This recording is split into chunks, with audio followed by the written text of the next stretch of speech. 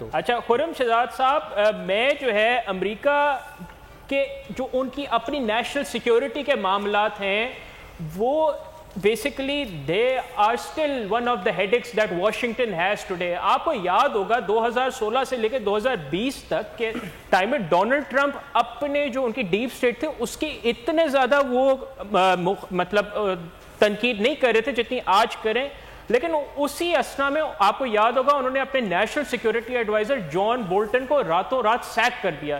And that actually ایسا لگتا تھا کہ امریکن نیشنل سیکیورٹی میں ایک سرکس آ گیا ہے. ناؤ ٹوڈے وہ ڈیپ اسٹیٹ کو اوبلریٹ کرنے کی بات کرتے ہیں ایسے ٹائم پہ جب امریکہ یوکرین میں پھنسا ہوا ہے اور معاملات ہیں نیشنل سیکیورٹی کے. تو ڈونلڈ ٹرمپ امریکہ کی نیشنل سیکیورٹی کی پرسپیکٹو سے کیا آگے مطلب کس طرح کے معاملات رہ سکتے ہیں؟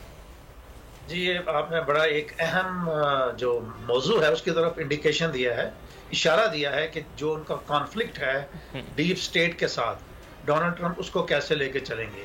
اپنے دورہ اقتدار میں انہوں نے ڈپارٹمنٹ آف جسٹس سے انہوں نے پنگا لیا، انہوں نے ان کی جو دوسری شاخیں ہیں ایف بی آئی اور اس کے بعد سپریم کورٹ اس کے ساتھ انہوں نے پنگا لیا. اس کے علاوہ جو سول سروس سے مختلف ڈپارٹمنٹس میں لوگ جا رہے ہیں جیسے آئی آر ایس ہے اور دوسرے ڈپارٹمنٹس ہیں وہاں پہ انہوں نے پنگا لیا. تو جو ڈیپ اسٹیٹ کی مختلف شاخیں ہیں انہوں نے براہ راست اس سے پنگا لیا. اب معاملہ آ گیا کہ یہاں پہ اس وقت جو پریزیڈنشل جو ریس ہے اس میں اگر وہ جیت جاتے ہیں تو اس کو کس طرح سے وہ ہینڈل کریں گے.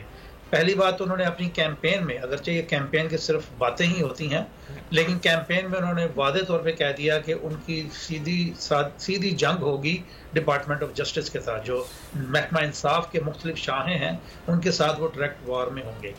اس میں جو پولیس کا معاملہ ہے یا ویٹرنز کا معاملہ ہے یا department of justice F B I کے جو سینئر جو ان کا ونگ ہے اس کا معاملہ ہے، اس لحاظ سے جو ان کی جو لیڈرشپ ہے اس میں تو کافی تشویش پائی جاتی ہے.